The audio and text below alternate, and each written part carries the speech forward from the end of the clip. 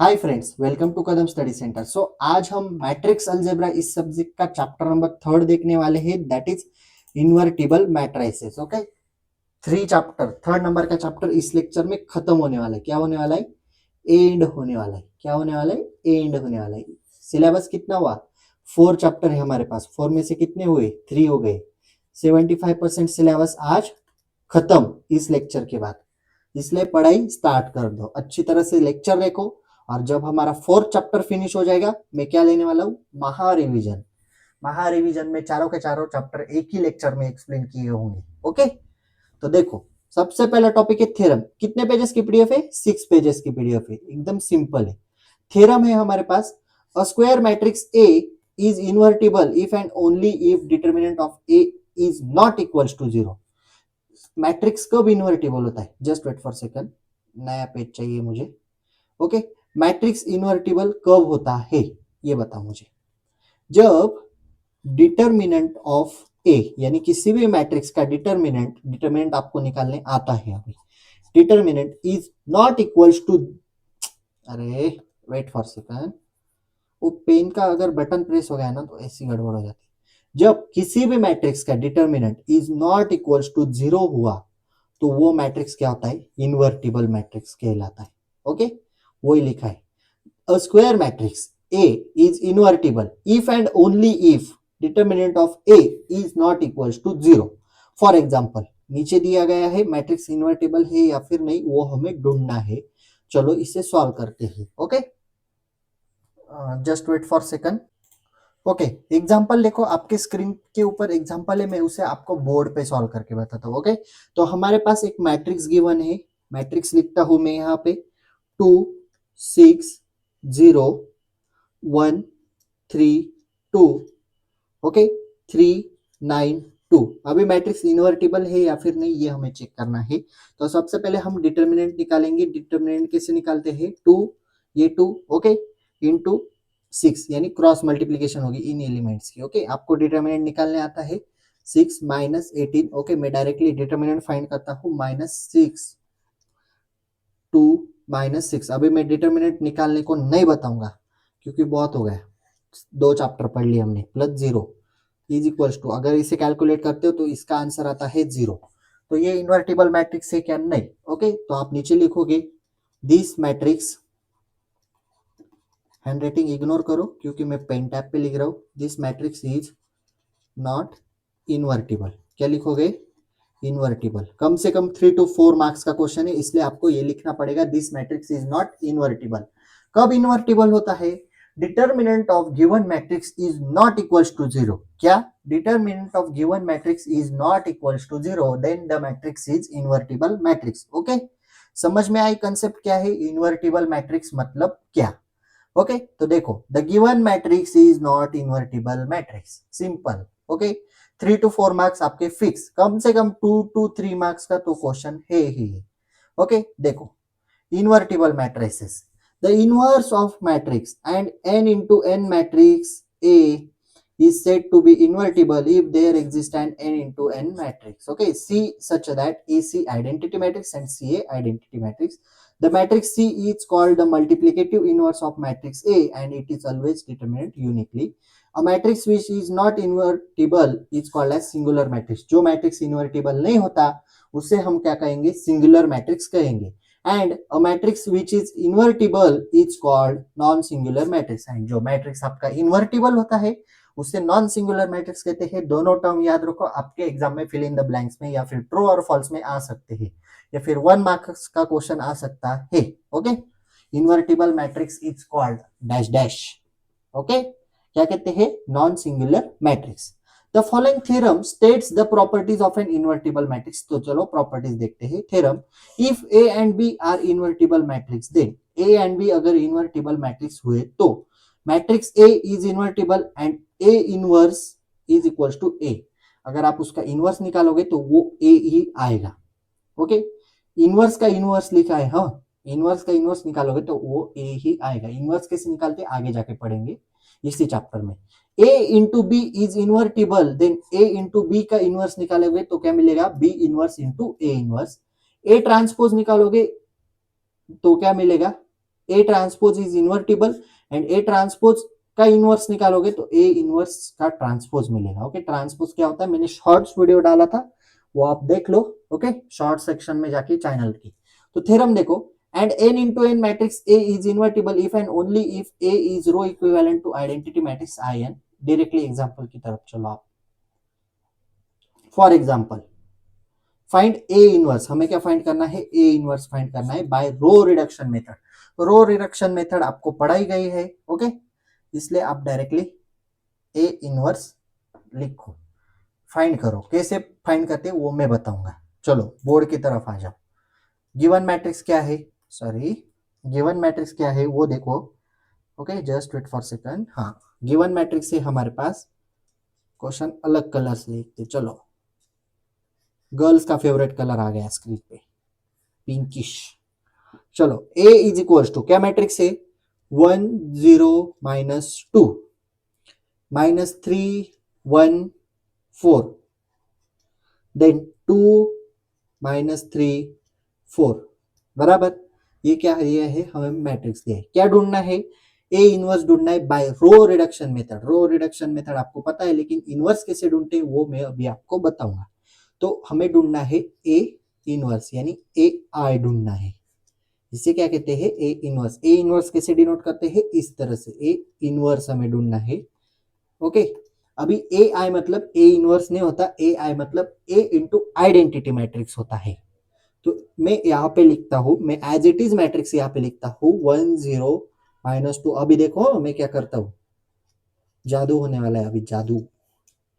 2 -3 4, देखो जादू देखो। बीच में एक लाइन खींचो।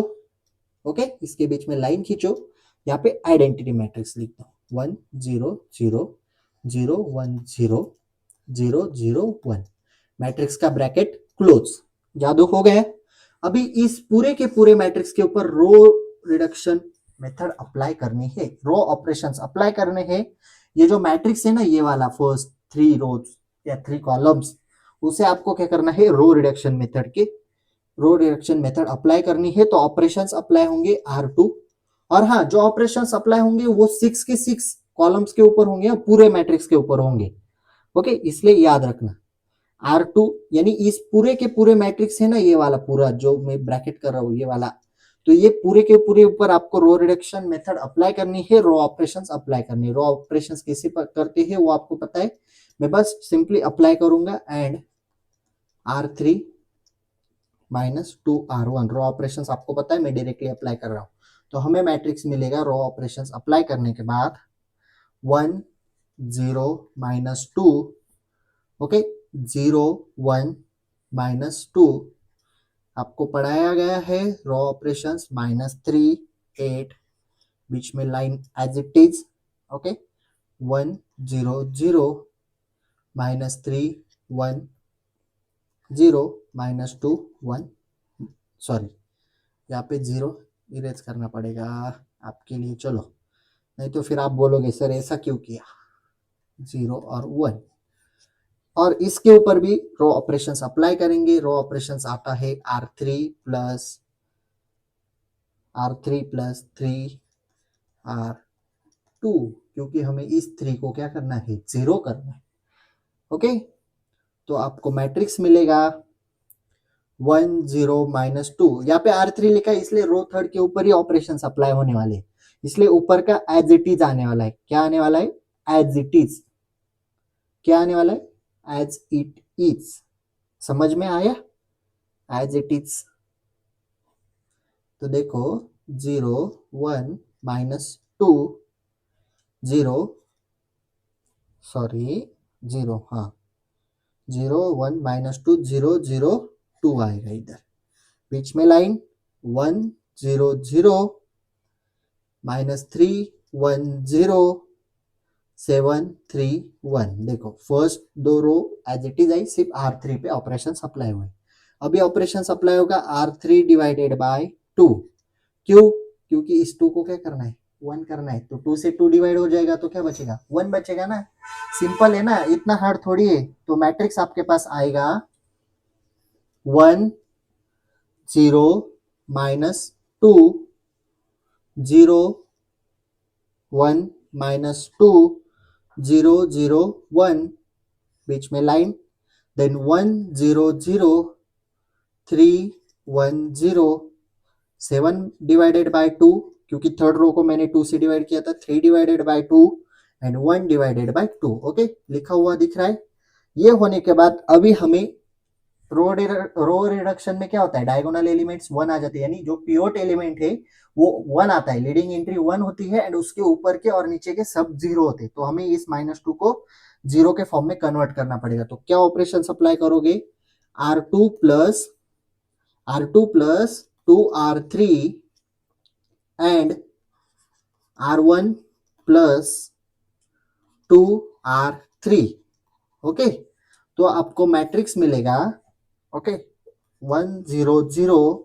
आप रो ऑपरेशन अप्लाई करो, मैं डायरेक्टली लिख रहा हूं क्योंकि मैंने सॉल्व किया हुआ है और आपको रो ऑपरेशन पढ़ाए हैं मैंने। तो आपका ये बन गया कि रो रिडक्शन फॉर्म। सॉरी, यहाँ पे सिर्फ लाइन दो, यहाँ पे बीच में लाइन लिखो और आपका इधर का मैट्रिक्स चेंज होने वाला है। 8 3 1 8 3 1 4 सॉरी 10 4 1 10 4 1 7/2 3/2 एंड 1/2 ये आ गया। ओके, अभी हमें ए इनवर्स फाइंड करना है। तो ए इनवर्स कौन सा हुआ, जो आपका राइट साइड का मैट्रिक्स है ना, ये वाला इतना कम, ये जो कंप्लीट राइट साइड का मैट्रिक्स है ना, ये आपका इनवर्स बन जाता है। ओके, तो आपका ए इनवर्स आ गया, ए इनवर्स आ गया 8 3 1 10 4 1 एंड 7/2 3/2 1/2। ये आ गया आपका ए इनवर्स। तो चलो ए इनवर्स कैसे फाइंड करते हैं, रो रिडक्शन मेथड से। सबसे पहले क्या करो, ए मैट्रिक्स है तो उसे आई के साथ लिख दो, यानी यहाँ पे आपका ए मैट्रिक्स आएगा और लाइन देने के बाद यहाँ पे आपका आई मैट्रिक्स आएगा। इन पूरे के पूरे मैट्रिक्स के ऊपर क्या अप्लाई करो, row reduction method. Row reduction method apply करने के बाद यहाँ पे क्या आना चाहिए, ए की जगह पे रो रिडक्शन मेथड पूरे मैट्रिक्स पे अप्लाई करो, लेकिन जब ए रो रिडक्शन फॉर्म में कन्वर्ट हो जाए, यानी जो पिवट एलिमेंट है वो सब 1 हो जाए और उसके ऊपर के एलिमेंट और नीचे के एलिमेंट 0 हो जाए, तब रो रिडक्शन मेथड अप्लाई हो गए। एंड उसके बाद जो आपका आई की जगह पे जो पोजीशन पे आई की पोजीशन पे जो मैट्रिक्स बचेगा वो क्या हुआ, आपका ए इनवर्स हुआ। ओके, समझ में आई बात, ए इनवर्स कैसे फाइंड करते हैं। ओके, तो देखो अभी हमने क्या देखा, रो रिडक्शन मेथड से ए इनवर्स फाइंड किया। अभी हमें क्या करना है, ए इनवर्स फाइंड करना है, लेकिन by adjoint method. Last method है चैप्टर की, छोटा चैप्टर था। बाय एडजॉइंट मेथड, किस मेथड से, एडजॉइंट मेथड से क्या फाइंड करना है, ए इनवर्स फाइंड करना है। ओके, तो चलो पढ़ते हैं, नोट्स में आओ।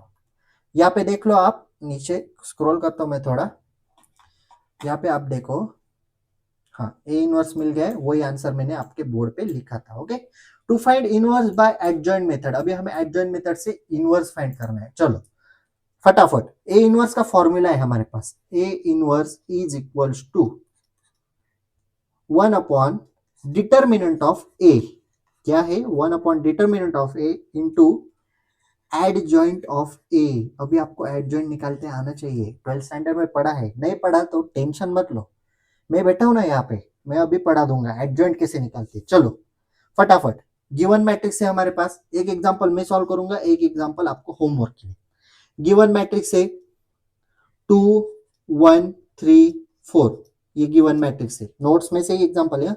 इसका सबसे पहले क्या करोगे, डिटरमिनेंट फाइंड कर लो, 8 -3, डिटरमिनेंट क्या आएगा, 8 + 3 11 which is not equals to 0। तो नॉट इक्वल्स टू 0 हुआ तभी इनवर्स फाइंड होता है। तो क्या आप यहाँ पे लिखोगे, मैं जैसे लिख के दे रहा हूँ ना, या फिर जैसे नोट्स में लिखा ना वही पेपर में छाप के आओ, बस सॉल्यूशन सॉल्व करो, वही मत लिखो, लेकिन उस मेथड से लिखो, आपको फुल मार्क्स मिल जाएंगे। ए इनवर्स एग्जिस्ट, यानी ए इनवर्स क्या करता है, एग्जिस्ट करता है, ऐसा हमने लिखा डिटरमिनेंट फाइंड करने के बाद। अभी हमें क्या फाइंड करना है, M11 M12 M13 sorry M21 M22, क्योंकि जो पोजीशन है ये 1 1 पोजीशन होती है, आपको पता है A11 A12 हम ऐसे लिखते हैं, A21 A22। तो M11 कैसे निकालोगे बताओ, M11 कैसे निकालोगे? 1 1 पोजीशन किसकी है? 2 की है, यानी फर्स्ट कॉलम फर्स्ट रो, ये 2 की पोजीशन है, तो 2 को 2 से जाने वाला कॉलम ये और ये हटा दो। ओके, क्या करो? हटा दो, बचा क्या? 4। तो M11 की वैल्यू क्या है? 4 आ गई। ओके, देन क्या करो? अरे मुझे इरेज करना, जान दो। M11 की वैल्यू क्या है? 4। M12 यानी 1 2 पोजीशन किसकी है? इस 1 की है, तो ये वाला और ये वाला हटा दो, क्या आया? 3 आया, 3। ओके, यहाँ पे -3 है, -3 है, सॉरी गलती हो गई, डिटर्मिनेंट में बराबर निकाला, या मैट्रिक्स लिखते वक्त गलत हो गया, -3। तो M12 क्या है? -3। M21 निकालो, M21 में कौन सा एलिमेंट है? -3, तो ये वाला और ये वाला इरेज करो, बचा क्या? 1, तो 1 यहाँ पे आ गया। M22 में क्या है? 4 है, तो ये वाला और ये वाला बचा क्या? 2, तो ये आ गया 1। अभी हमें एडजॉइंट ढूंढना है। एडजॉइंट कैसे निकालोगे? सॉरी, C11 लिखो, C12 लिखो, C12 लिखा, C21 एंड C22। ओके, कैसे निकालोगे? सपोज आप मुझे अभी बताओ, 1+1 इनकी एडिशन करनी है। 1+1 क्या है? 2। अगर इवन नंबर हुआ तो 4 को ऐसे कैसे उठा के यहाँ पे लिख दो, साइन चेंज मत करो। 2+1 क्या है? 3 आता है, ऑड नंबर है, तो ये -3 को यहाँ से उठा के यहाँ पे लिखो, लेकिन साइन चेंज करो, +3। जब एडिशन ऑड आए तो साइन चेंज करो, सॉरी +3 आएगा, +4 गलत हो गया, +3। C21 एडिशन क्या है? 2+1 3, +1 को यहाँ से उठा के यहाँ पे लिख दो, लेकिन -1 लिखो, एंड देन 2+2 4 आता है, इसलिए यहाँ से उठा के यहाँ के लिखो, साइन चेंज मत करो। ये वैल्यूज मिल गई। अभी कोफैक्टर C11 C12 यानी कोफैक्टर। ओके, अभी हम लिखते हैं cofactor of A. Cofactor of A is equals to, ये आपने 12th में पढ़ा है। हाँ, मैं सीधा बोल सकता था, 12th में पढ़ा है, लेकिन ठीक है, आप अभी भूल गए होंगे। 4 3 -1 2, वही एलिमेंट लिखते हैं। हाँ, ये वाले 4 3 -1 2। ओके, कोफैक्टर ऑफ ए मिल गया। अभी एडजॉइंट ऑफ ए ढूंढना है। एडजॉइंट ऑफ ए कैसे ढूंढोगे? इसको उल्टा कर दो, ये 4 3 कॉलम में ना, इसे रो में डाल दो। क्या करोगे? 4 3 लिखो यहाँ पे, एंड -1 2 लिखो, सिंपल, एडजॉइंट ऑफ ए मिल गया। तो ए इनवर्स क्या बन गया? बताओ बताओ, ए इनवर्स का फॉर्मूला क्या है? 1 determinant of A. 1 determinant of A क्या आया था हमारे पास? बताओ, 11 आया था, बराबर, तो यहाँ पे 11 लिख दो। सॉरी, 1 डिटर्मिनेंट ऑफ ए क्या था? 11 था, 11 लिखा, इनटू एडजॉइंट ऑफ ए बोला था, तो एडजॉइंट ऑफ ए क्या है? 4 -1 3 एंड 2 है। ओके, ये लिख दिया। तो इसके बाद क्या करोगे? 11 से 1/11, 11 से इसे डिवाइड कर दो, 1 तो मल्टीप्लाई हो जाएगा, इसलिए 1 का कोई काम नहीं है। तो ए इनवर्स क्या मिल गया आपको? सिंपल, आगे लेता हूँ, 11 से डिवाइड करना पड़ेगा, तो ए इनवर्स में, सॉरी मैं सिंपल रिपीट लिखता हूँ, क्योंकि नहीं तो इसी पेज पे आओ और इसे मैं ऊपर भेज देता हूँ। तो देखो, ऐसा है ना हमारे पास, तो ए इनवर्स 11 से डिवाइड कर दो, तो ए इनवर्स क्या मिला? इज इक्वल्स टू 4/11 -1/11 3/11 2/11 मिल गया क्या? Inverse, A inverse by adjoint method. तो एडजॉइंट मेथड कैसे सॉल्व करते हैं आपको पता चल गया होगा। देखो क्या आंसर आया, वही आंसर मैंने निकाल के दिया। पहले कोफैक्टर निकाले, देन एडजॉइंट निकाला। A inverse is equals to 1 determinant of A into adjoint of A. Determinant की वैल्यू डालो, एडजॉइंट ऑफ ए की वैल्यू डालो, उसी की तरह 3/3 का निकालना है। 3/3 के लिए पोजीशन बढ़ेंगे plus, M11 M12 M13 M21 M22 M23 M31 M32 M33। ये कैसे निकालोगे पता है? M11 की तरफ आओ, ये है, तो ये कॉलम ये रो कट करो, इनका डिटर्मिनेंट निकालो, 5 × 1 5, 2 × 0 2, तो बचा क्या? 5, तो 5 आ गया। M12 कैसे निकालोगे? मैं आपको इतना बता देता हूँ, आगे का कैलकुलेशन आप करो। M12 ये वाला एलिमेंट है, तो ये और ये, 5 2 10, 4 × 0 0, तो बचा क्या? 10।